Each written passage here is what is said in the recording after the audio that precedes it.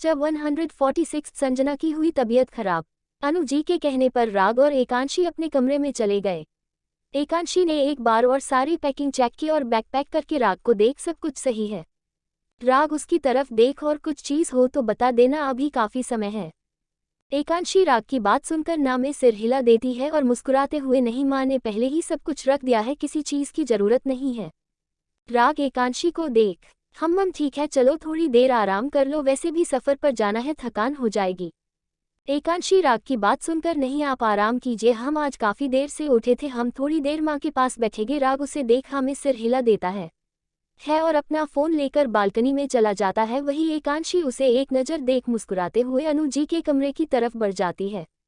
राग ने साहिल के पास फोन मिला दिया था और उसे पेशेंट के बारे में पूछने लगा। साहिल उसकी बात सुनकर, हाँ मैंने उसका चेकअप कर लिया है, अब काफ़ी हद तक सही है, बाकी कुछ टेस्ट हो रहे हैं, मैं शाम तक करके रिपोर्ट चेक करके डिस्चार्ज कर दूंगा। माँ से भी मैं बात कर ली है, उन्होंने बोला है उनके ऑर्फनेज में लेके आने के लिए, मैं शाम को उसे ऑर्फनेज छोड़कर आ जाऊंगा। राग उसकी बात सुनकर मुस्कुराकर, ठीक है आंटी को मेरी तरफ से थैंक यू बोलना उसे। साहिल उसकी बात सुनकर, पागल है क्या, इसमें थैंक यू की क्या बात है, इंसानियत के नाते इतना तो मेरा फर्ज था, और फिर मैं एक डॉक्टर भी हूँ, समझ सकता हूँ पेशेंट की हालत, इस चीज़ में थैंक यू की कोई बात नहीं है, वह पेशेंट है और इस टाइम उसे ज़रूरत है, और माँ का ऑर्फनेज ज़रूरतमंद के लिए ही तो खुला है। तब उसकी बात सुनकर राग मुस्कुरा देता है और उसके आने तक अस्पताल की जिम्मेदारी संभालने की बोल फोन रखने जाता है तो साहिल भी मुस्कुरा कर उसे चिंता न करने की कहेगा और अपना हनीमून पीरियड एंजॉय करने की बोल फोन काट देता है। साहिल की बात सुनकर राज मुस्कुरा कर अपना फोन रख देता है और थोड़ी देर बेड पर लेट जाता है। वही दूसरी तरफ एकांशी अनु जी के पास आती है, जो कि अभी अभी बच्चे की मालिश कर रही थी। आकृति भी उनके पास बैठी थी। अनु जी की नज़र जैसे ही एकांशी पर गई, उसे देख, अंशी तुम क्या बात है बेटा, पैकिंग चेक कर ले, कोई सामान कम है क्या। एकांशी उनके पास आकर मुस्कुराते हुए, नहीं माँ सब सही है, बस हम तो अभी फ्लाइट में समय था इसलिए आपके पास आ गए। अनु जी उसे देख, ज़्यादा समय नहीं है, आधा घंटा बचा है, जाकर थोड़ी देर आराम कर लो। एकांशी उनकी बात सुनकर, माँ हम ठीक है, वैसे भी आज इतना लेट उठे हैं ना, तो थकान बिल्कुल नहीं है और हमें आराम की ज़रूरत बिल्कुल नहीं है। आकृति एकांशी को देख, ये पलों को अच्छे से एंजॉय करना, पति पत्नी के बीच ये पल होते हैं, उसके बाद जिंदगी इतनी व्यस्त हो जाती है। एकांशी आकृति की बात सुन के हाँ में सिर हिला देती है। दोनों को बातें करते हुए 15 मिनट हो गए थे। अनु जी ने भी बच्चे की मालिश कर दी थी और आकृति को देख इसे गुनगुने पानी से नहला देना और उसके बाद अच्छे से गर्म कपड़े पहना देना। आकृति अनु जी की बात सुनकर हाँ में सिर हिलाकर वहां से अपने कमरे की तरफ बढ़ जाती है। वहीं अनु जी ने घड़ी की तरफ देखा, अंशी को देख, एकांशी को देख, बेटा तुम लोगों को निकालना चाहिए, मुझे लगता है राग को नींद आ गई है, वह सो गया है, जाओ उसे जाकर जगाओ, तब तक मैं तेरे पापा जी को बुला लेती हूँ। एकांशी उनकी तरफ देखती है और कमरे से बाहर निकालकर अपने कमरे की तरफ बढ़ जाती है। कमरे में आकर उसने देखा, राग को देखा जो सच में ही सो गया था। उसने राग को जगाया और जल्दी से मुंह धोकर आने को कहा। अभी कच्ची नींद में था इसलिए उठकर अपना मुंह धोया और दोनों ही बैग लेकर नीचे की तरफ बढ़ गए। अनुराग जी इस वक्त ऑफिस में थे। उन्होंने राग और एकादशी को घर से सीधे एयरपोर्ट जाने की बोल उनसे एयरपोर्ट पर ही मिलने को कहकर फोन रख दिया। अनु जी और आकृति से मिलने के बाद वह लोग गाड़ी से एयरपोर्ट के लिए निकल गए। एयरपोर्ट पर साहिल, राज और साकेत पहुंच चुके थे। अनुराग जी वहां खड़े होकर राग और एकादशी का आने का इंतजार कर रहे थे। करीब 10 मिनट बाद दोनों एयरपोर्ट पहुंचे। साकेत साहिल और राज को देख चौंक गए। एकांशी पहले ही राज को देखते ही उसके गले लग गई। राज ने उसके सर पर प्यार से हाथ फेरा और खुद का ध्यान रखने के लिए बोल उसका हल्के से माथा चूम लिया। उसके बाद दोनों ही सबसे मिले और एयरपोर्ट के अंदर की तरफ बढ़ गए। बाकी सब फ्लाइट टेक ओवर होने में भी 10 मिनट बाकी थे, इसलिए वह लोग वेटिंग एरिया में जाकर बैठ गए हैं। बाकी सब भी वहां से उन्हें एक नज़र देख खुद का ख्याल रखने की बोलकर घर के लिए निकल गए थे। राग एकादशी की फ्लाइट भी सिंगापुर के लिए उड़ान भर चुकी थी। दोनों ही अपने इस खूबसूरत पल को एंजॉय करने, खूबसूरत पल में नई यादें बनाने के लिए एक दूसरे का हाथ थामे आसमान की ऊंचाइयों को छू रहे थे। एरोप्लेन के अंदर एकांशी ने राग के कंधे पर सर रखा हुआ था, वहीं राग की उंगलियां हल्के हल्के उसके बालों को सहला रही थी। वही एकांशी के चेहरे पर दुनिया भर का सुकून पसरा हुआ था। एकांशी और राग के जाने के बाद राज ऑफिस न जाकर सीधा गुप्ता हाउस की तरफ बढ़ गया। आज संजना की सुबह से ही तबीयत खराब थी, इसलिए उसको ऑफिस में मन नहीं था, लेकिन एकांशी और राग को एक बार एयरपोर्ट पर देखने आना था, इसलिए वह पहले एयरपोर्ट की तरफ आ गया था। लेकिन अब वह घर जा रहा था। घर जाकर उसने देखा संजना अभी भी अपने रूम में थी। एकता जी ने राज को देखा और उसे देख, राज मुझे लगता है तुझे एक बार संजना को हॉस्पिटल चेक कर लेना चाहिए, उसने ना तो कुछ खाया है ना कुछ पिया है, बस वह बार बार पर वॉमिटिंग कर रही है। राज एकता जी की बात सुनकर परेशान हो गया और हाँ में सिर हिला देता है। सीधा अपने रूम की तरफ बढ़ गया। रूम में आकर उसने देखा संजना बेड पर लेटी हुई थी, उसका चेहरा पीला पड़ा हुआ था। राज से देखकर उसके पास आकर उसके सर पर हाथ रखता है और राज के स्पर्श से संजना ने अपनी आंखें खोल दी थी। वह उसे देख, आप इतनी जल्दी आ गए? राज उसे देख, हम ऑफिस से पहले अंशी को एयरपोर्ट पर ड्रॉप करके आया हूँ, उसके बाद घर आ गया। अब चलो जल्दी से रेडी हो, हम डॉक्टर के पास चल रहे हैं। संजना राज की डॉक्टर के पास जाने वाली बात सुनकर उसे देख, मैं ठीक हूँ, डॉक्टर के पास जाने की क्या जरूरत है? उसका घबराया हुआ चेहरा देखकर राज उसे घूरते हुए दिख रहा है। तुम कितनी ठीक हो, तुम्हारा ये पीला पड़ा चेहरा ही बता रहा है तुम कितनी ठीक हो। चुपचाप बिना ना नुकर के खड़ी हो और रेडी हो जाओ, हम डॉक्टर के पास चल रहे हैं और इसमें मुझे तुम्हारी कोई ना नुकुर नहीं सुननी है। संजना राज की बात सुनकर मुंह बनाते हुए खड़ी हो जाती है और अपने कपड़े लेकर बाथरूम में चली जाती है। थोड़ी देर में वह रेडी होकर आती है। राज और संजना रूम से बाहर आकर एकता जी को डॉक्टर के पास जाने की बोल घर से बाहर निकल जाते हैं। वहीं एकता जी अपने हाथ जोड़कर, भगवान जी मेरे बच्चों पर अपने कृपया बनाए रखना। थोड़ी देर बाद दोनों ही अस्पताल पहुंचते हैं जहां साहिल उन्हें मिल जाता है। साहिल दोनों को देख, क्या बात है भाई, तू राग तो यहाँ नहीं है, फिर आज राज गुप्ता के कदम हॉस्पिटल में कैसे पड़े? राज से देख, आज मैं मेरे यार से नहीं बल्कि डॉक्टर से मिलने आया हूँ। साहिल संजना को देखा, उसका पिला पड़ा चेहरा देखकर भाभी को क्या हुआ? रात उसे देख, पता नहीं, पहले एक बार डॉक्टर से चेकअप करा लूँ, उसके बाद ही कुछ पता चलेगा। साहिल उसे देखकर हाँ में सिर हिला देता है और लेफ्ट साइड जाने की बोलता है। डॉक्टर सविता इस वक्त अपने कैबिनेट मौजूद है और खुद भी अपने पेशेंट को चेक करने चला जाता है। राज साहिल की बात सुनकर संजना का हाथ पकड़कर डॉक्टर सविता के कमरे के केबिन की तरफ मुड़ जाता है। वहां जाकर वह डॉक्टर सविता का केबिन को नोक करता है। अंदर से कम इनकी आवाज सुन दोनों ही अंदर बढ़ जाते हैं। डॉक्टर सविता राज को देख, अरे मिस्टर गुप्ता कैसे आना हुआ? तभी डॉक्टर सविता की नज़र संजना पर पड़ती है। उसे देख, मैसेज गुप्ता आप अपना ध्यान सही से नहीं रख रही है क्या? आपका चेहरा कितना पिल पड़ा हुआ है इस हालत में इतनी लापरवाही अच्छी बात नहीं है। संजना उनकी बात सुनकर अपनी नज़र नीचे झुका लेती है। वही राज सजना और एक नज़र डॉक्टर सविता को देख, कल से ही इसे वॉमिटिंग हो रही है ना। डॉक्टर सविता संजना को देखती है और उसे लेकर अंदर केबिन में बने अंदर उनकी तरफ बढ़ जाती है। वही राज केबिन में ही बैठ जाता है। थोड़ी देर में डॉक्टर सविता संजना के साथ बाहर आती है और उसे राज के पास बैठने का इशारा करती है। खुद अपने चेयर पर बैठ राज उनके गंभीर चेहरे को देखकर, क्या बात है डॉक्टर, सब ठीक है ना? डॉक्टर सविता राज को देख, अब तक तो ठीक है, लेकिन इन्होंने अपना ध्यान नहीं रखा तो शायद मैं कुछ नहीं कर पाऊँ इस वक्त। कुछ दिनों के लिए इनका बेड रेस्ट ज़्यादा जरूरी है। शायद कुछ दिन से यह खाने पीने पर ध्यान नहीं दे रही है। कारी 15 दिन इन्हें टोटल बेड रेस्ट करना है। कोई भी काम मतलब कोई भी काम नहीं, मैं कुछ मेडिसिन दे रही हूँ। 15 दिन बाद आप एक बार फिर से चेक कर लीजिए और उनकी डाइट का भी पूरा ध्यान रखिएगा। वक्त आपका बेबी बहुत वीक है और अच्छे से ग्रंथ भी नहीं कर पा रहा है। राज एक नज़र संजना को देख डॉक्टर सविता को देखकर हाँ में सिर हिला देता है और दोनों ही केबिन से बाहर आ जाते हैं। दोनों ही इस वक्त गाड़ी में बैठे थे और दोनों ही तरफ चुपी थी। काफी देर बाद दोनों में से कुछ नहीं बोला तो राज अपनी खामोशी तोड़ते हुए संजना का हाथ अपने हाथ में लेता है और उससे प्यार से पूछता है, क्या बात है संजना, कोई परेशानी है क्या जो तुम मुझे नहीं बता पा रही?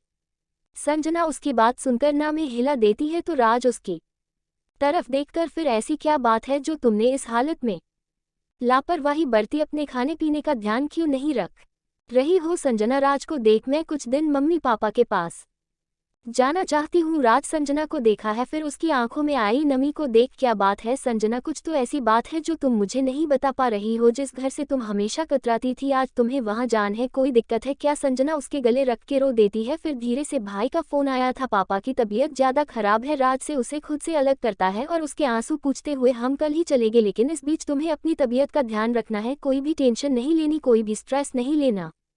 संजना राज को देखा में सिर हिला देती है और दोनों वहां से गुप्ता हाउस की तरफ रवाना हो जाते हैं। जब 147 सिंदूर तेरे नाम का डॉक्टर से मिलने के बाद राज और संजना दोनों ही गुप्ता हाउस के लिए निकल गए थे। वहां पर एकता जी बेसब्री से इंतजार कर रही थी। उन्हें इतना चिंता करते देख पिंकी उनके पास बैठ उन्हें सब सही होने का आश्वासन दे रही थी, लेकिन एकता जी तो मां थी, आखिर बिना अपने बच्चों को देखे कैसे उनका संतुष्टि मिलती। थोड़ी ही देर में राज और संजना की गाड़ी घर के बाहर आकर रुकी। एकता जी को कहाँ सब्र था, वह हाल में से उठकर बाहर की तरफ बढ़ गई। तभी उनकी नज़र राज और संजना पर पड़ी जो कि अंदर की तरफ आ रहे थे। राज अपनी माँ को देखकर, क्या हुआ माँ, बाहर क्यों खड़े हो? एकता जी राज की बात को इग्नोर कर उसी से सवाल पूछने लगी। डॉक्टर ने क्या बताया, इसकी तबीयत बार बार क्यों खराब हो रही है, बार बार ऐसे उल्टियाँ क्यों हो रही है? अपनी माँ को ऐसे पैनिक होते देख राज उन्हें देखते हुए शांत हो जाए, माँ कुछ नहीं हुआ है, बस कुछ दिनों से अपने खाने पीने का ध्यान नहीं रख रही है, इसी वजह से बाकी डॉक्टर ने कहा है 15/16 दिन रेस्ट करेगी और कुछ दवाइयां दी है, उसके बाद ठीक हो जाएगी। 15 दिन बाद उन्होंने बुलाया है, अभी मुझे आपसे कुछ जरूरी बात करनी है। वह एकता जी का हाथ पकड़ के हाल में आ गया और उन्हें सोफे पर बिठाकर संजना को बैठने का इशारा किया और घर के सर्वेंट को आवाज लगाकर कुछ हल्दी से खाना बनाने के लिए बोला। एकता जी अब राज का बिहेवियर देखकर परेशान हो रही थी। वह राज को देख क्या बात है, तो क्या छुपा रहा है मुझसे? राज अपनी माँ को देख कुछ नहीं छुपा रहा। माँ, बस बेबी इस वक्त कमजोर है, अच्छे से डाइट ना लेने की वजह से उसकी ग्रोथ अच्छे से नहीं हो पा रही है। डॉक्टर ने 15 दिन फूल और ट्रस्ट करने के लिए कहा है। एकता जी राज की बात सुनकर संजना को देखते हैं और उसके पास आकर क्या बात है बेटा, कोई परेशानी है क्या? राज अपनी माँ को देख संजना को देखा है, फिर एकता जी को देख माँ हमें संजना के मम्मी पापा के पास जाना होगा, उसके पापा की तबीयत खराब है। एकता जी यह सुनकर परेशान हो जाती है, लेकिन डॉक्टर ने तो उसे बेड रेस्ट करने के लिए कहा है। राज अपनी माँ को परेशान होते देख, हम आज शाम को निकलेंगे, उसके बाद कल शाम तक वापस आ जाएंगे। मैं वहां पर वैसे भी ज्यादा देर नहीं रुकने वाला हूं, आप चिंता मत कीजिए, मैं डॉक्टर से कंसल्ट कर लिया है। एकता जी राज की बात सुनकर हाँ में सिर हिला देती हैं और संजना को देख बेटा कोई परेशानी थी तो बताना चाहिए था ना, ऐसे अकेले अकेले घूट कर खुद की तबीयत खराब करना गलत बात है ना। अपनी तबीयत का ध्यान रखो, इस वक्त तुम अकेली नहीं हो, तुम्हारे साथ एक नन्ही सी जान भी है। संजना एकता जी को देख हाँ में सिर हिलाकर आगे से खुद का ध्यान रखने की बोलती है। राज संजना को देखा एक दिन का सामान रखने के लिए बोलता है और कुछ देर में खाना तैयार होने के बाद, खाना खाने के बाद वह लोग निकलने वाले थे। थोड़ी ही देर में सर्वेंट ने खाना बना दिया था। संजना खाने को देखकर मुंह बनाती है तो राज उसे अपनी सख्त आंखें दिखाकर खाने के लिए बोलता है। जैसे तैसे मन मारकर संजना खाने लगती है। राज पिंकी को देखकर दी आपको स्पेशल कहना पड़ेगा, अभी इसने तबीयत खराब की है, उसके बाद आप भी नंबर लेने वाली हो क्या? राज का गंभीर स्वभाव देख पिंकी भी कुछ नहीं रहती और वह भी खाना खाने लगती है। राज ने हेल्दी डाइट बनवाया था जो कि दोनों के लिए ही अच्छा था। थोड़ी देर बाद यश जी घर आ गए थे। यश जी को सारी बात कर और कल तक ऑफिस संभालने की कहकर राज और संजना गोवा के लिए निकल गए थे। वही एकता जी को परेशान देख यश जी ने उनके कंधे पर हाथ रखा और उन्हें देख चिंता मत कीजिए बच्चे, कल शाम तक वापस आ जाएंगे और देखना सब अच्छा होगा। इस समय संजना वैसे भी यहाँ रहती तो आराम से नहीं रह पाती, एक बार अपने पापा को देख लेगी तो खुद की तबीयत का भी ध्यान रखेगी और आराम से भी रह पाएगी। एकता जी उनकी बात सुनकर हाँ में सिर हिला देती है। यश जी उन्हें देख चलिए थोड़ी देर आराम कर लीजिए। फिर पिंकी को देख पिंकी बेटा तुम भी थोड़ी देर आराम कर लो, आज राघव शायद थोड़ा लेट आएगा। पिंकी उनकी बात सुनकर मुस्कुराते हुए अपने कमरे की तरफ बढ़ जाती है। वहीं यश की एकता जी के कंधे को पकड़ के मुस्कुराते हुए चले थोड़ी देर आराम कर लो। एकता जी भी हाँ में सिर हिलाकर उनके साथ कमरे की तरफ बढ़ जाती है। रूम में आने के बाद यश जी अपने कपड़े चेंज करने चले जाते हैं। एकता की बैग पर लेट जाती है। थोड़ी देर बाद यश जी बाहर निकल कर आते हैं, तब तक एकता जी थकान की वजह से सो चुकी थी। यश जी उन्हें देख मुस्कुरा कर वही साइड में लेट जाते हैं और उनकी भी आंख लग जाती है। वहीं पिंकी अपने कमरे में आती है, तभी उसका फोन रिंग होता है। रात राघव का फोन देख तो मुस्कुराते हुए फोन उठा लेती है। राघव उसे देख खाना खा लिया ना? पिंकी उसकी बात सुनकर मुस्कुरा जाती है। बेशक राघव के पास इस समय कुछ ज्यादा ही बिजी चल रहा था, लेकिन उसके लिए वह हमेशा टाइम निकलता था। पिंकी मुस्कुराकर मैंने खा लिया और फिर राघव से आपने खा लिया? राघव उसके बात सुनकर मैं भी खा लिया है। राघव ने उसे दवाई के बारे पूछा। पिंकी उसकी बात सुनकर मुस्कुरा देती है और मुस्कुराते हो हाँ बाबा मैं दवाई भी ले ली है। उसके बाद को राज संजना के गोवा जाने के बारे में बताती है। राघव भी परेशान हो जाता है और पिंकी को आराम करने की कहता है। मैं एक बार राज से बात कर लेता हूँ, तुम आराम करो। उसके बाद फोन काट देता है। पिंकी भी मुस्कुरा कर बेड पर लेट जाती है और दवाई के कारण उसे भी नींद आ जाती है। राघव राज के पास फोन करता है। राज से थोड़ी देर बातचीत करने के बाद फोन काट देता है। राज की नज़र संजना पर पड़ती है जो कि उसके कंधे पर कर रखी सो गई थी। वहीं दूसरी तरफ एकांशी अभी भी फ्लाइट में ही थे। एकांशी राग के कंधे पर हाथ रखे सर रख आराम से सो रही थी और राग उसके बालों में उंगलियां घुमा रहा था। दोनों के लिए ही यह सुकून के पल थे जिसमें ना किसी पर काम का प्रेशर ना ही किसी का कोई घर का काम, दोनों ही बस अपने इन पलों को जी रहे थे। करीब 3 घंटे बाद दोनों की फ्लाइट सिंगापुर के लिए लैंड हो गई थी। दोनों ही हाथ थॉमे एयरपोर्ट से बाहर निकले तो अनुराग जी का ही ड्राइवर दोनों को लेने वहां पहुंच गया था। अनुराग जी ने यहां पर अपना एक विला खरीदा हुआ था, इसलिए दोनों होटल में न रहकर अपने ही विला पर जा रहे थे। करीब 15 मिनट बाद वह विला पर पहुंचे। वहीं पर रह रही एक केयरटेकर जो कि इंडियन ही थी, उन्होंने एकांशी और राग को बाहर रोकने के लिए कहा और आरती की थाल लेकर बाहर आ गई। राग ने देखा ये सब क्या है काकी, वह उन्हें देख हम विदेश में है तो क्या हुआ, अपने भारत की रीति रिवाज थोड़ी ना भूलेंगे, और बहुरानी अपने घर में पहली बार आ रही है तो उनका स्वागत करना तो बनता है। काकी ने दोनों की आरती उतारी और अंदर आने के लिए बोला। उसके बाद वही साइड में बने कान्हा जी के मंदिर पर एकांशी की नजर पड़ी तो वह उसे तरफ बढ़ गई। वहां जाकर उन्होंने कान्हा जी के आगे धोख खाए और काकी के बोलने के बाद दोनों ही अपने कमरे में आराम करने के लिए चले गए। कमरे में आने के बाद राग ने एकांशी को फ्रेश होने के लिए बोला और अपना फोन लेकर बालकनी बात करने के लिए उस तरफ बढ़ गया। उसने पहले अनुराग जी को फोन करके अपने सही सलामत पहुंचने की खबर दी। उसके बाद अनु जी के पास फोन मिला दिया जो जाने कब से उसके फोन का इंतजार कर रही थी। एक ही रिंग उन्होंने फोन उठा लिया। राग अपनी माँ का फोन उठाते ही क्या बात है, फोन हाथ में ही लेकर बैठे थे क्या? अनु जी उसे छिड़कते हुए तेरे ही कॉल का इंतजार कर रही थी। एकांशी कहाँ है? राग अपनी माँ की बात सुनकर कभी मेरी भी खबर ले लिया कीजिए। अनु जी अपने बेटे की बात सुनकर तेरी खबर क्या लेनी है, मुझे पता है ना तू सही है, अब मेरी बेटी से मेरी बात करा। राग अपनी माँ की बात सुनकर माँ वो चेंज करने गई है, वो रूम में आती है, मैं आपको कॉल करूंगा। और बाकी सब ठीक है ना घर पर? हाँ ठीक है, तू बस तेरा और एकांशी का ध्यान रख, अपने ये पल को अच्छे से एंजॉय कर। अपनी माँ की बात सुन के हम बोलता है और फोन कट कर देता है। उसके बाद यश जी के पास कॉल मिलकर अपने पहुंचने की खबर देता है। तभी उन्हें राज और संजना के बारे में पता चलता है। राग के चेहरे पर परेशानी की लकीरें खींच जाती है क्योंकि संजना को उसके परिवार के साथ कैसा रिश्ता था यह उसे छिपा नहीं था। उसने यश जी को सब सही होने का कहकर फोन रख दिया और तुरंत राज के पास कॉल मिला दिया। राज ने जैसे ही राग का नंबर देखा उसे समझ आ गया था कि उसे उसके और संजना के गोवा जाने के बारे में पता चल गया है। राज ने संजना को देखा जो कि उसके कंधे पर सिर रखे अभी भी सो रही थी। वह लोग फ्लाइट से ना जाकर अपनी पर्सनल गाड़ी से जा रहे थे। राज ने खुद ड्राइव ना करके ड्राइवर साथ लिया था क्योंकि संजना को आराम की जरूरत थी, इसलिए दोनों ही आराम से पीछे बैठे हुए थे। राज ने एक नज़र संजना को देख राग का फोन उठा लिया। राग के फोन उठाते ही राज के ऊपर बरस पड़ा, तू गोवा क्यों जा रहा है, जानता है ना तो उन लोगों को? उसके बाद भी संजना के इस हालत में तो उसे गोवा लेकर जा रहा है, अब तो कुछ बोलेगा भी? राज उसके पास सुनकर तू मुझे कुछ बोलने का मौका देगा तभी तो बोलूंगा ना, और वैसे भी इस वक्त संजना का गोवा जाना उसकी मम्मी पापा से मिलना ज़्यादा ज़रूरी है। अगर मैं उसे गोवा नहीं ले जाऊंगा तो ऐसे ही परेशान होती रहेगी। वैसे भी 3-4 दिन से वह अपनी परेशानी में खुद की तबीयत खराब कर ली है। अपने पापा की तबीयत के बारे में उसने मुझे कुछ नहीं बताया, लेकिन आज उसकी तबीयत खराब हुई। डॉक्टर के पास सुनकर मैं उसे सख्त होकर पूछा तब उसने बताया उसके पापा की तबीयत खराब है और इसी टेंशन में वह 3-4 दिन से अपने खाने पीने का ध्यान नहीं दे पा रही थी। एक बार वह अपने मम्मी पापा से मिलेगी, उसके बाद मैं उसे वापस ले आऊंगा, तो चिंता मत करना हो ना उसके साथ। राज उसकी बात सुनकर परेशान होकर, लेकिन तू जानता है ना उसके माँ बाप का रवैया संजना की तरफ कैसा है, उसके बाद भी उसे वहां ले जा रहे हैं। अगर इस बार कुछ हुआ उसका दिल टूट जाएगा, और इस हालत में तो समझ रहे तो समझना। राज मेरी बात अभी भी वक्त वापस लौट जा। राज उसकी बात सुनकर चिंता मत कर, पहले वह अकेली थी लेकिन इस बार मैं उसके साथ हूँ और यह वादा है तेरे दोस्त का, संजना को कुछ नहीं होगा। तू बस अपने इन पलों को एंजॉय कर, गुड़िया को अपना समय दे। समझ में आई बात? मेरी बहन को कोई तकलीफ हुई तो देख लेना।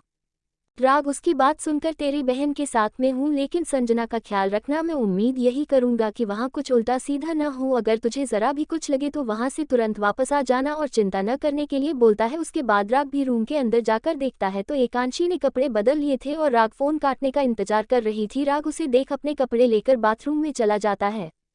जब 148 सिंदूर तेरे नाम का फोन कट कर राज से बात करने के बाद राग ने फोन काटा और रूम के अंदर बढ़ गया। एकांशी कपड़े चेंज करके बाहर आ गई थी और राग के फोन काटने का इंतजार कर रही थी। राग के अंदर फोन काट कर आने का इंतजार कर रही थी। राग जैसे ही अंदर आए एकांशी को खड़े देख उसने एक नज़र देखा और अपने कपड़े लेकर बाथरूम में चला गया। एकांशी ने राग को बाथरूम जाने के बाद अपना मुंह बनाया और खुद भी नीचे की तरफ बढ़ गई। नीचे किचन में काकी दोनों के लिए खाने के लिए बना रही थी। एकांशी वहां जाकर काकी क्या कर रहे हो आप? एकांशी को उधर देखा, कुछ नहीं बेटा, आप दोनों सफर से थके घर आए होंगे तो आपके खाने का बना रहे हैं।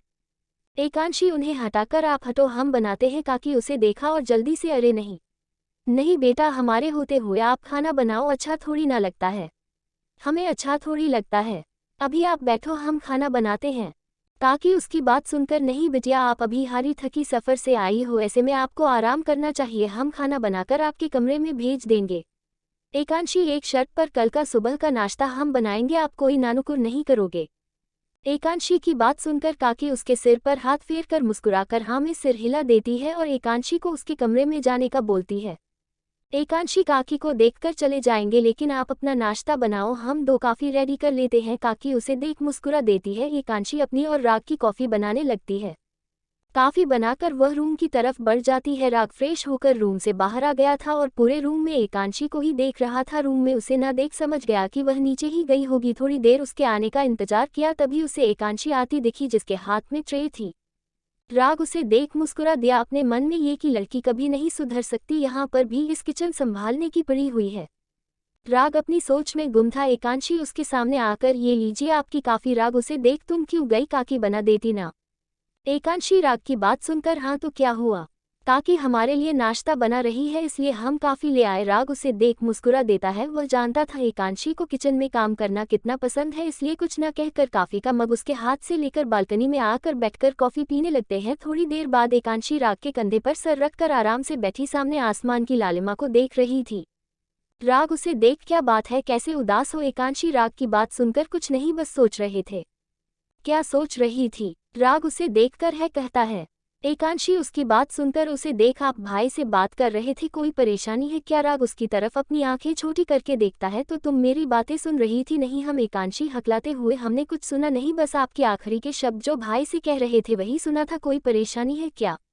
राग उसे देख आराम से बिठाते हुए, कोई परेशानी नहीं है, संजना के पापा की थोड़ी सी तबीयत खराब है इसलिए राज उसे लेकर उसके मायके गया है, मैं उसी का ख्याल रखने के लिए बोल रहा था। एकांशी राग को देख, यही बात है ना। फिर राग उसे देखा है और उसे विश्वास ना हो तो राज से तुम्हारी बात कराओ।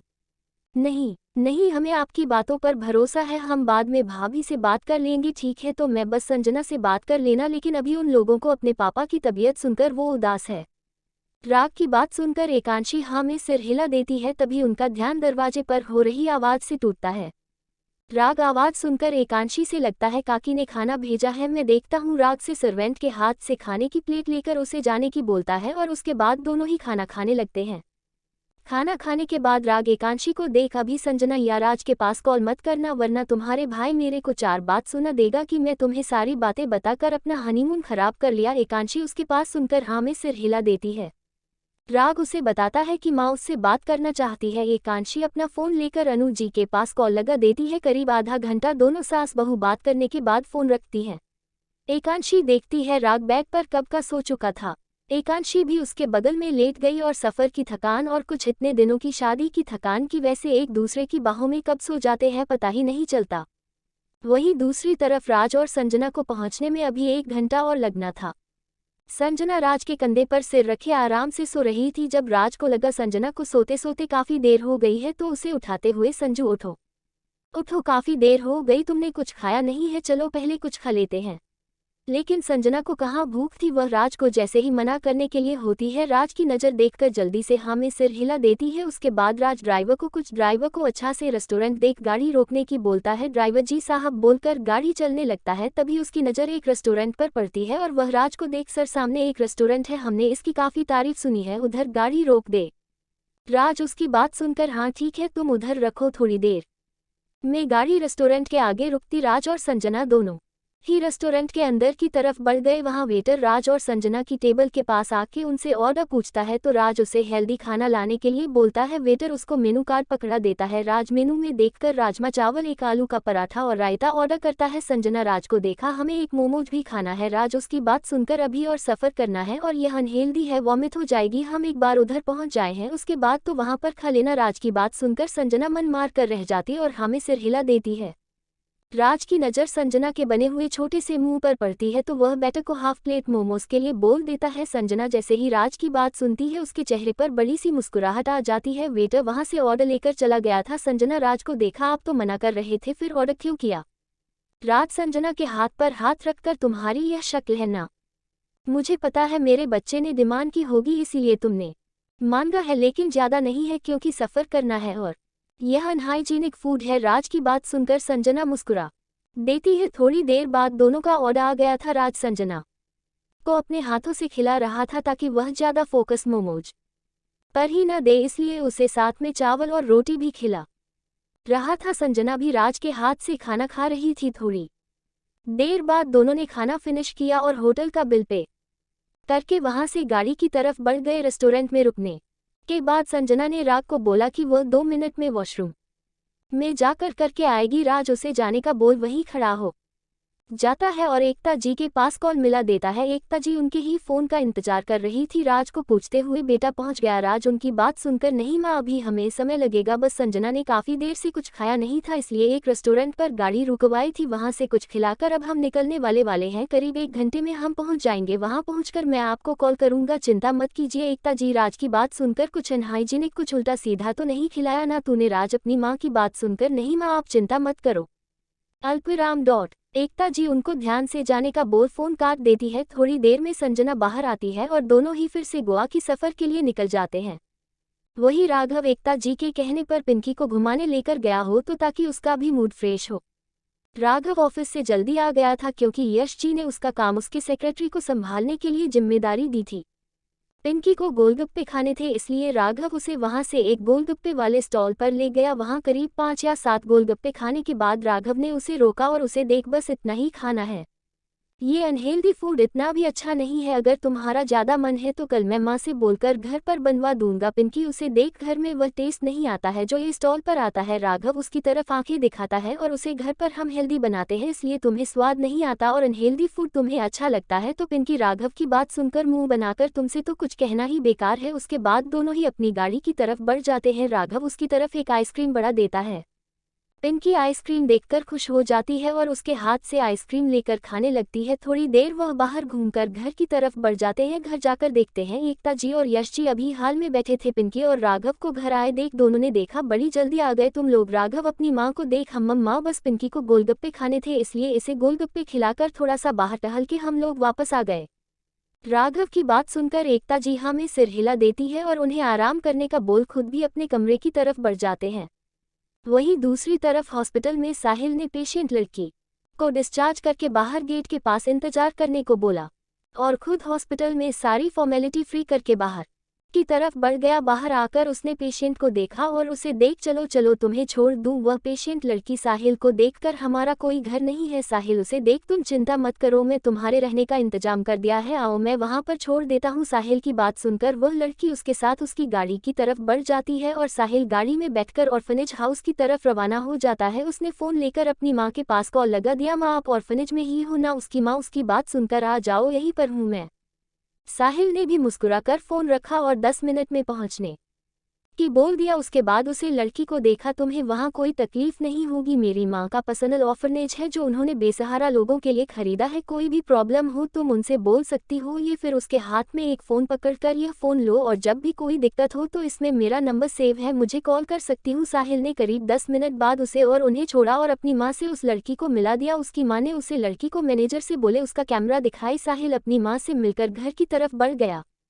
जब 149 सिंदूर तेरे नाम का एकांशी और राग दोनों ही एक दूसरे की बाहों में आराम से सोए हुए थे। थकान की वजह से दोनों को पता नहीं चला कितनी देर से वह सो रहे थे। करीब 2-2.5 घंटे बाद और एकांशी की आंख खुली। उसने अपने बगल में सोते हुए राग को देखा और मुस्कुरा दी। उसकी नज़र घड़ी पर गई तो शाम के 8 बजे बज रहे थे। एक साथ उसकी आंखें हैरानी से बड़ी हो गई, इतनी देर से वह सो रहे थे। इंडिया के सिंगापुर के समय में 2.5 बजे घंटे फर्क था। एकांशी खड़ी हुई जिससे कि राग की नींद खराब ना हो, लेकिन राग उसे कैसे पता नहीं चलता क्योंकि उसकी एकांशी पास से जो उठ गई थी उसकी भी आंख खुल गई थी। उसने अपनी आंखों को मसला पूरा खोल और एक नज़र बाथरूम के दरवाजे पर देखा और उसके बाद अपने फ़ोन में समय देख सर हिला दिया और एक बार फिर हॉस्पिटल में कॉल लगा दिया। अस्पताल में साकेत राग का फ़ोन आता देख अपना मुंह बनाकर ये लड़का कभी नहीं सुधर सकता, घूमने गया है और यहाँ पर हॉस्पिटल की चिंता हो रही है।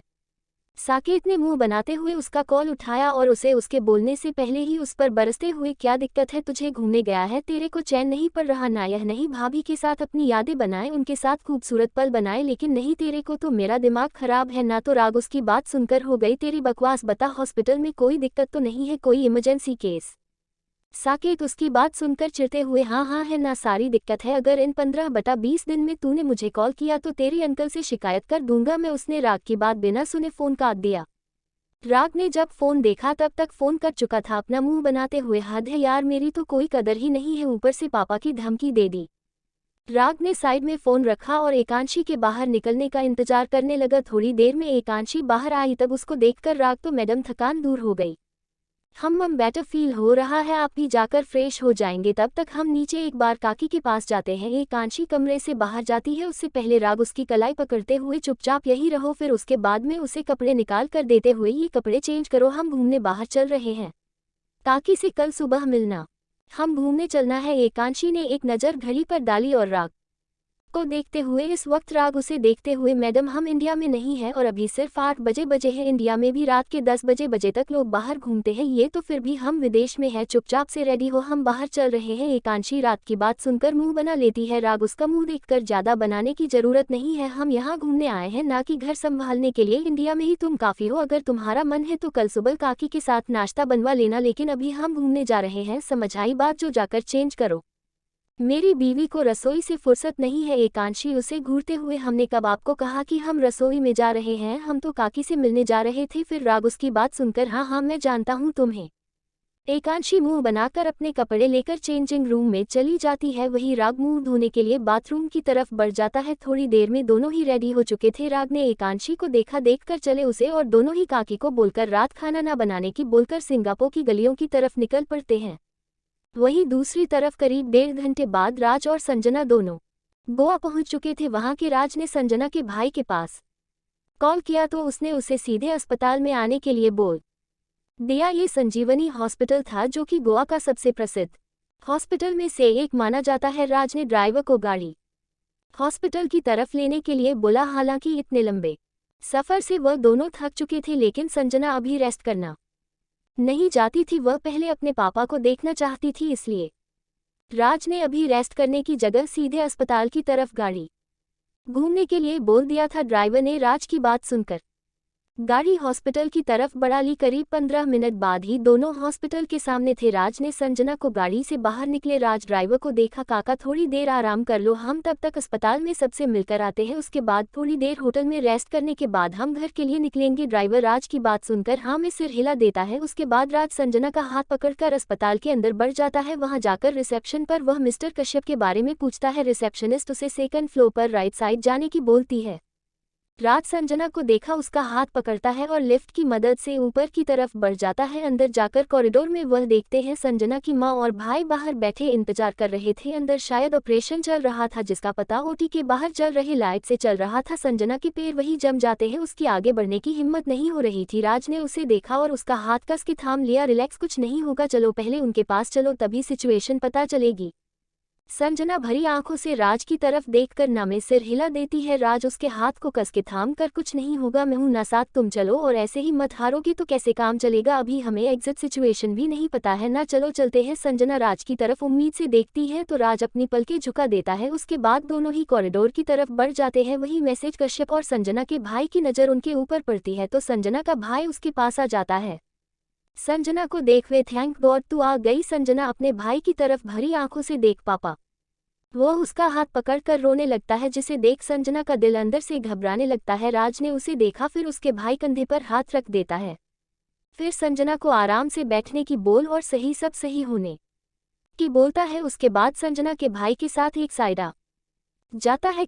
उसके बाद संजना का भाई राज के गले लग जाते हैं। राज धीरे से उसके कान में, रिलैक्स, कुछ नहीं होगा, लेकिन तुम ऐसे करोगे तो संजना को मैं नहीं संभाल पाऊंगा और इस हालत में उसका इतना स्ट्रेस लेना सही है। संजना का भाई जैसे ही राज की बात सुनता है, उसे हैरानी से देखा है, उसकी आंखों में सवालों को देख राज मुस्कुराते हुए, संजना इस वक्त प्रेग्नेंट है और इस हालत में उसकी टेंशन लेना उसके लिए खतरे से खाली नहीं है, इसलिए खुद को संभालो। इस वक्त तुम्हारा कॉल गया, इसलिए मजबूरी में मुझे उसे लाना पड़ा, अगर तुम ऐसे करोगे तो वह अंदर से डर जाएगी। बहुत मुश्किल से संभल के लाया हूँ यहाँ तक, डॉक्टर ने उसे स्ट्रेस लेने से मना किया। संजना का भाई राज को देखा, तुम चिंता मत करो, मैं समझ गया, मुझे नहीं पता था संजना की ऐसी हालत है, वरना मैं उसे फोन नहीं करता। उसके बाद वह संजना की तरफ बढ़ जाता है। वह जो अपनी सूनी आंखों से एक तक बसोटी के बल्ब को देख रही थी, उसके अंदर अपने भाई का रोना देखकर अलग ही डर बैठ गया था। संजना का भाई उसके पास आकर उसके बालों में हाथ घूमता है, तब संजना होश में आती है अपने भाई को देखकर। क्या हुआ पापा को? संजना का भाई सिर पर प्यार से हाथ फेर कर, कुछ नहीं हुआ, रिलैक्स, छोटी सी सर्जरी है बस, वह सर्जरी से पहले तुझसे मिलना चाहते थे इसलिए मैंने तुझे कॉल किया और कुछ नहीं। संजना अपने भाई को पहले सामान देखी है, उसके बाद राज की तरफ देखती है, उसे लगता है राज ने उसे मना किया होगा कुछ बताने के लिए उसे। वह अपने भाई का हाथ पकड़कर, भाई हम तो मत छुपाए, सच बताए ना क्या हुआ है पापा को, आप इस तरह क्यों रो रहे थे? संजना का भाई उसे देखकर, बस तुझे इतने सालों बाद देखा ना, इसलिए अपने आंसुओं को कंट्रोल नहीं कर पाए, बाकी पापा को कुछ नहीं हुआ, डॉक्टर ने बोला है करीब 2 घंटे की सर्जरी है जो सक्सेसफुल होगी, बस हल्की सी सर्जरी है, कुछ चिंता मत कर, पापा नॉर्मल है और देखना जब तुझे अपने सामने देखेंगे तो बिल्कुल ठीक हो। भाई की बातों पर भी भरोसा नहीं होता, लेकिन फिर भी हाँ में सिर हिला देती है। उसके बाद वह अपनी माँ को देखते हैं जो उससे नजरें फेर बैठी थी। एक पल को उसका दिल का कैचौट के रह जाता है। वह बहुत उम्मीद से अपनी माँ को देख रही थी, लेकिन उसकी माँ ने उसकी तरफ देखने की एक बार भी यह मत नहीं नजर उठाए। राज संजना को दूर खड़े देख रहा था। वह जानता था वह अपनी माँ से बात करने के लिए तरस रही है, लेकिन जिससे आपको उसकी माँ का रवैया था उसे देख वह भी नहीं चाहता था कि वह उससे बात करे इस वक्त। वैसे भी संजना को डॉक्टर ने स्ट्रेस लेने से मना किया। संजना इस समय उसकी कोई बात नहीं मानेगी, इसलिए उसने उसके भाई को इशारा किया। उसका भाई उसका इशारा समझकर उनकी चिंता मत कर, तू जानती है और उनका रवैया और तुझे उनकी पड़ रहा है, वह हमारे माँ नहीं। जैसे ही मैसेज कश्यप संजना के भाई की बात सुनती है, उन दोनों बहन भाइयों को घूरकर देखने लगते हैं, लेकिन संजना के भाई पर तो जैसे कुछ असर नहीं पड़ा। लेकिन संजना भरी आंखों से उन्हें देख रही थी।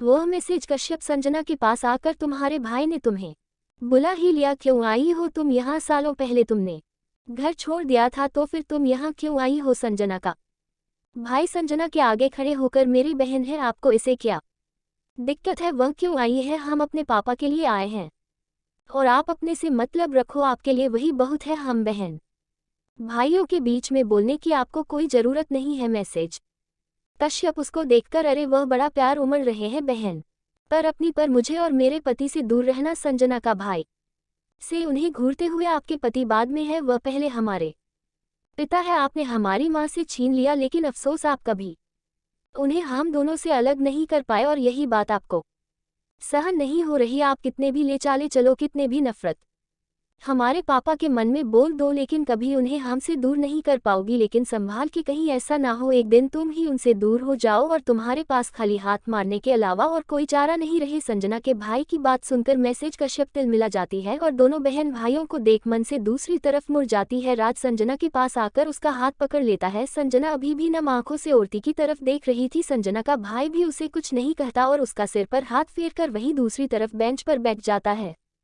जब 150 राज और संजना ओटी के बाहर बैठे डॉक्टर के बाहर आने का वेट कर रहे थे, वहीं दूसरी तरफ उन्हीं के सामने संजना का भाई भी बैठ गया था। वहां से मैसेज कश्यप उठकर दूसरे साइड चले गए थे, जहां उनकी नज़र दोनों बहन भाई पर नहीं पड़ती। मैसेज कश्यप से हुई बहस के बाद दोनों बहन भाई ने भी मैसेज कश्यप को देखना मुनासिब नहीं समझा। वह सिर्फ डॉक्टर के बाहर आने का वेट कर रहे थे। उनकी मां के जाने के बाद एक मिस्टर कश्यप ही थे। बेशक वह उनसे मिसेज कश्यप की वजह से दूर थे, लेकिन फिर भी मिस्टर कश्यप उनसे उनका हाल चाल लेते रहते थे। उसी में इस हालत में बेजान देख दोनों के दिल में अलग ही दर्द उठ रहा था। राज संजना की हालत समझ रहा था, लेकिन अभी आज ही डॉक्टर ने उसे स्ट्रिक्टली स्ट्रेस लेने से मना किया, इसलिए बार बार उसे दिलासा दे रहा था और टेंशन न लेने के लिए कह रहा। संजना राज की बात समझ रही थी। इस वक्त उसके पापा के साथ साथ उसकी भी हेल्थ जरूरी थी, क्योंकि अब वह अकेले नहीं, उसके साथ एक और जान उसके अंदर पल रही थी, जिसका ध्यान रखना उसके लिए जरूरी था, क्योंकि उसके साथ एक नन्ही जान भी थी। संजना ने गहरी सांस ली और राज को आश्वासन दिया कि वह ठीक है। राज ने उसके चेहरे पर हल्का सा सुकून देखा तो उसके चेहरे पर भी शांति के भाव आ गए। कुछ हद तक उसकी चिंता कम हुई थी। संजना ने खुद को नॉर्मल कर लिया था। उसका ठीक रहना इस वक्त उसके बच्चे के लिए ज्यादा जरूरी था। करीब 1 घंटे बाद औरती का बल्ब बंद हुआ, जिससे डॉक्टर बाहर आए। डॉक्टर को देख तीनों ही डॉक्टर की तरफ बढ़ गए। वहीं मिसेज कश्यप भी उनके पीछे आ गई। दीप औरती से बाहर निकल रहे डॉक्टर को देख, डॉक्टर पापा कैसे हैं? डॉक्टर दीप को देख, मिस्टर कश्यप की सर्जरी हो गई है। वैसे सर्जरी काफी क्रिटिकल थी, लेकिन हम सक्सेसफुल हुए। कहा बाकी उनके होश में आने के बाद ही उनकी सिचुएशन का पता चलेगा। डॉक्टर की बात सुनकर संजना ने अपने हाथ जोड़ लिए और भगवान को शुक्रिया अदा करने लगी। डॉक्टर ने दीप का कंधा थपथपा कर और सब सही होने का बोल दिया। दीप डॉक्टर को देखते हुए कहा, क्या हम पापा से मिल सकते हैं? अभी नहीं, लेकिन आधे घंटे में हम उन्हें नॉर्मल वार्ड में शिफ्ट कर देंगे, उसके बाद आप मिल सकते हैं। लेकिन हाँ, ध्यान रहे उनके पास कोई भी ऐसी गतिविधि नहीं होनी चाहिए जिससे उन्हें स्ट्रेस हो, और उनके होश में आने के बाद भी आप जितना उन्हें खुश रखने की कोशिश करेंगे उनके लिए उतना ही सही होगा। बाकी उनकी सिचुएशन कैसी है वह हमें उनके होश में आने के बाद ही पता चलेगा। डॉक्टर वहां से चले गए। राज ने दीप के कंधे पर हाथ रखा और उसे देख, डोंट वरी, अगर मिस्टर कश्यप की तबीयत नहीं सही हुई तो हम उसे बेस्ट डॉक्टर को दिखाएंगे। मेरा दोस्त, उसे तो तुम जानते हो ना, बेस्ट डॉक्टर है। क्या वह आपके कहने से पापा का ट्रीटमेंट करेंगे? संजना दीप की बात पर मुस्कुरा देती है और उसे दीप को देख क्यों नहीं करेंगे, और वैसे भी आप सिर्फ ये जानते हैं कि राग राज का के बेस्ट फ्रेंड है, लेकिन अब उनका नया रिश्ता या उनके साले भी है, इनकी बहन के साथ उनकी शादी हुई है और आप चिंता मत कीजिए, राग सच में बहुत अच्छे हैं। अगर हमें लगा कि पापा यहाँ पर ठीक नहीं हो रहे हैं तो हम उन्हें यदुवंशी हॉस्पिटल में लेकर चलेंगे। संजना की बात सुनकर राजदीप के भी चेहरे पर संतुष्टि के भाव आ जाते हैं, क्योंकि उसने सुना था राज बहुत बड़ा डॉक्टर है और उसका अपॉइंटमेंट मिलना इतना आसान नहीं था। लेकिन उसकी बात सुनकर उसे काफी हद तक शांति मिली, क्योंकि दुनिया में सब जानते थे राज जो केस हाथ लेता है 100% पास होता है, कभी भी अपने केस को वह सफल नहीं होता, उसे सफल करने के लिए अपनी जान लगा देता है। ये बात किसी से छिपी नहीं थी। वही मिसेज कश्यप जो अब तक उनकी बातें सुन रही थी, वह राज के पास आकर, तुम सही कह रहे हो ना मिस्टर कश्यप, अगर यहाँ पर सही नहीं होते तो तुम अपने दोस्त को उनका इलाज करने के लिए मना लोगे ना? राज पहले तो उन्हें असमंजस की नज़रों से देखा है, लेकिन जैसे ही वह उन्हें देखा है, उनकी नज़रों में मिस्टर कश्यप के लिए फिक्र और प्यार उसे उनकी नज़रों में नजर आ रहा था। इसलिए वह खुद को शांत करके एक इंसानियत के नाते से उन्हें बोल देता है, आप चिंता मत कीजिए, राग कभी भी अपने फर्ज से पीछे नहीं हटता और उसके लिए हर पेशेंट बराबर होता है। इस वक्त राज जानता था कि मिसेज कश्यप का नजरिया संजना और दीप के प्रति कैसा था, लेकिन अभी वह एक इंसान है, उन्हें आराम से जवाब दे रहा था। मिसेज कश्यप ने भी उसके सामने हाथ जोड़ा और वहां से दूसरी तरफ चली गई। करीब आधे घंटे बाद मिस्टर कश्यप को नॉर्मल वार्ड में शिफ्ट कर दिया गया था। राज ने पहले दीप को देखा और आंखों के इशारों से ही मिसेज कश्यप के जाने के लिए बोलने के लिए कहा, तो दीप पहले तो उसके फैसले से न खुश हुआ, लेकिन राज के समझने को मान गया और नर्स से कह के मिसेज कश्यप को मिस्टर कश्यप से मिल सकती है। मिसेज कश्यप ने पहले तो एक नज़र दीप को देखा, उसके बाद मुस्कुराते हुए वहां से मिस्टर कश्यप की बोर्ड की तरफ मुड़ गई। वही मिस्टर कश्यप के वार्ड में जाकर उन्होंने देखा, मिस्टर कश्यप के सर पर अभी भी पट्टियां बंधी हुई थी, एक हाथ में ड्रिप और एक हाथ में सीसी की मशीन कनेक्ट थी। उनको ऐसे देखा मिसेज कश्यप की आंखें नम हो गई। उन्होंने नम आंखों से कश्यप को देखा और आगे बढ़कर स्टॉल के सहारे उनके पास बैठकर, मिस्टर कश्यप अभी भी बेहोश थे, लेकिन अपने पास होने वाली गतिविधियां वह महसूस कर सकते थे। मिसेज कश्यप कुछ देर में बैठकर बाहर की तरफ बढ़ गई और वही बने बेंच पर बैठ गई। दीप ने पहले संजना राज को इशारा किया कि वह संजना को लेकर जाए। राज ने संजना का हाथ पकड़ा और उसे लेकर अंदर की तरफ बढ़ गया। अंदर जाकर संजना अपने पापा की यह हालत देखकर रोने लगी। उसने अपना हाथ अपने मुंह पर रख लिया ताकि रोने की आवाज बाहर न जाए। राज ने उसे देखा, उसे अपने गले से लगा लिया। संजना राज के गले उसके सपर्स पाते ही फूट फूट कर रोने लगी। राज ने से संभाला और मिस्टर कश्यप की हालत को देखते हुए, संजना तुम ऐसे करोगी तो तुम्हारे पापा की तबीयत ज्यादा खराब होगी। बाहर डॉक्टर ने कहा ना उनकी तरफ उनके सामने ऐसी कोई गतिविधियां न करें जिससे उन्हें स्ट्रेस हो। वो बेशक बेहोश है, लेकिन तुम्हें महसूस कर सकते हैं। चलो अपने पापा से मिलो, उसके बाद हम थोड़ी देर होटल में रेस्ट करने चलेंगे। वैसे भी डॉक्टर ने कहा है कि करीब 1.5 घंटे बाद ही उन्हें होश आएगा और तुम चिंता मत करो, हम वापस तुम्हारे पापा की होश में आने के बाद ही जाएंगे। संजना ने राज को देखा तो राज ने उसकी आंसू भरी आंखें पहुंचकर उसे चुप होने के लिए कहा। संजना थोड़ी देर अपने पापा का हाथ थाम कर वहां से बाहर की तरफ आ गई। संजना और राज के बाहर आने के बाद दीप अपने पापा के पास गया और उनके पास बैठ गया। आंखें उसकी भी नम थी, वह उनका हाथ पकड़कर इस हालत में वह कितने टेंशन में है। आप सही हो जाएंगे, आप सही हो जाओगे तो टेंशन नहीं लगी, अब नाना बनने वाले हैं। संजना को डॉक्टर ने टेंशन लेने के लिए मना किया है, लेकिन आपको इस हाल में देखकर वह टेंशन नहीं रही है, उसके लिए और उसके होने वाले बच्चों के लिए सही हो जाए ना। दीप की आंखें नम हो गई थी, लेकिन उसने खुद को संभाला और अपने नम आंखों को पूछकर बाहर की तरफ आ गया।